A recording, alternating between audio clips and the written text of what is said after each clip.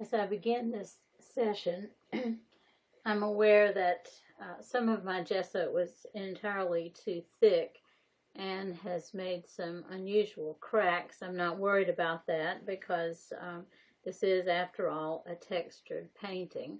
I would not have any qualms about leaving it, so I'm not gonna worry about it right now. What I'm going to do is try to do some corrections in the painting. Now, one of the things that I was trying to accomplish with this painting was using my paint to pour on the canvas. But I've learned since then that art pouring is actually a sort of new wave in abstract painting, especially. That's not what I'm after in this painting. I was only anticipating the liquidity of my paint and to make it flow onto the canvas. That's not working here because there's just too much texture in this painting. And quite frankly, it is so busy, I'm not sure that I'm going to be able to salvage it as it is. But in this portion of the video, I'm going to make a valiant attempt to make that happen. So watch as I continue to experiment with this painting.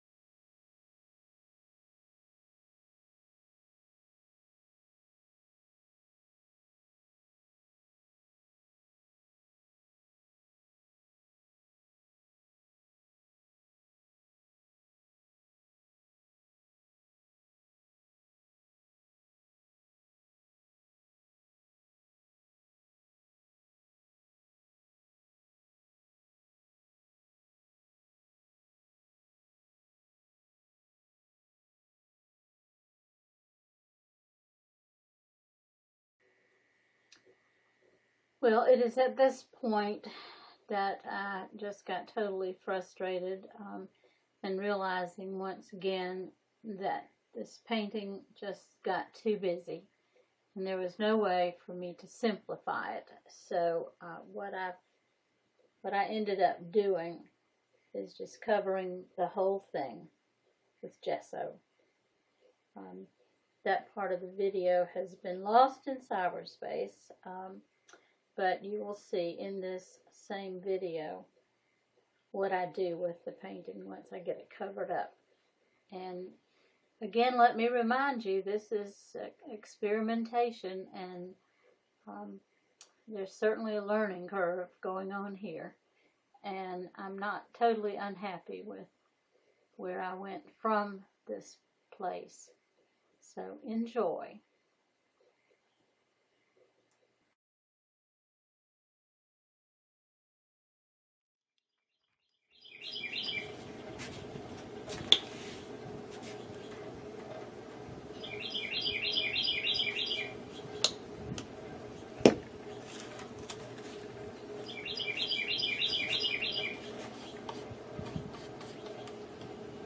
First, I want to break up this red business going right here.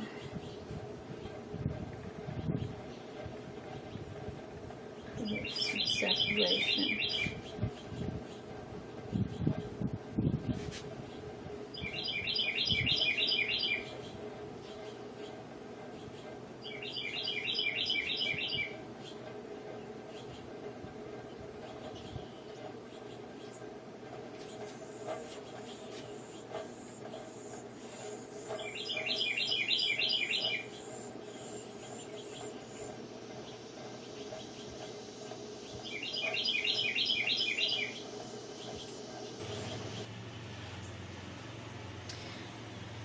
Well, as you can see, I have covered up the painting.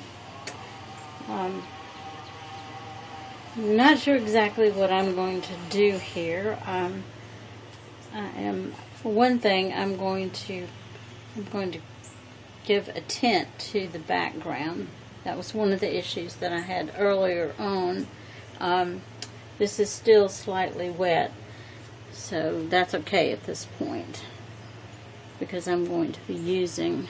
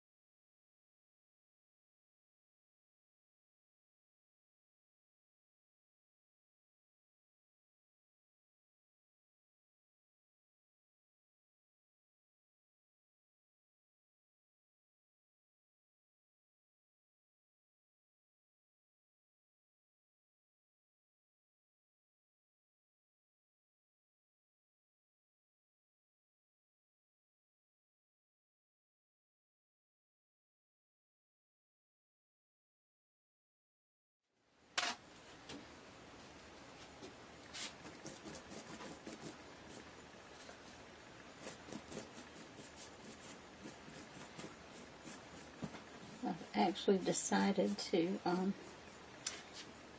cover up the purple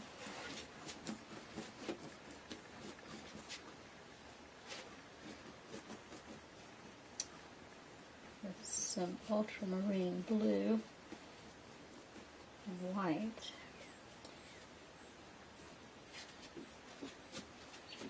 Although I am going to save some of the purple because I actually like it a little better once it dried.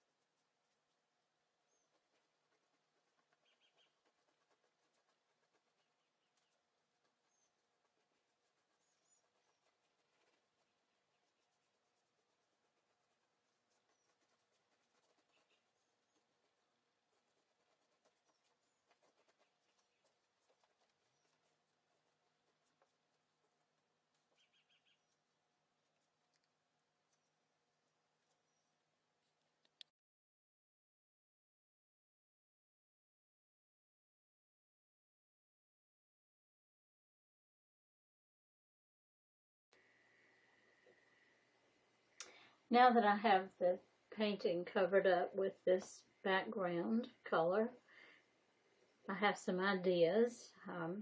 I'm not quite sure how they're going to mesh with what I've got going on, but there's always another option to basically cover it up and start over again. But this painting just got too busy, and that's part of experimenting. You have to be able to look back and say, okay, that's finished, or let's turn the page and go from here. And that's what I'm doing with this start of the new painting.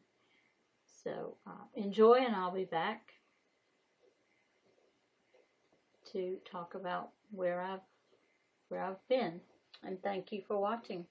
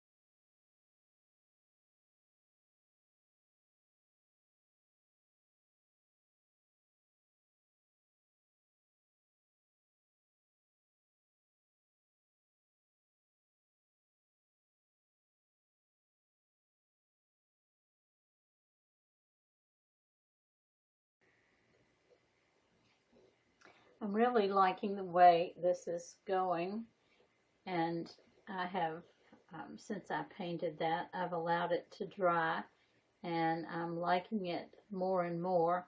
There is much to be added here, so stay tuned for the next part, the next session, and I will be back.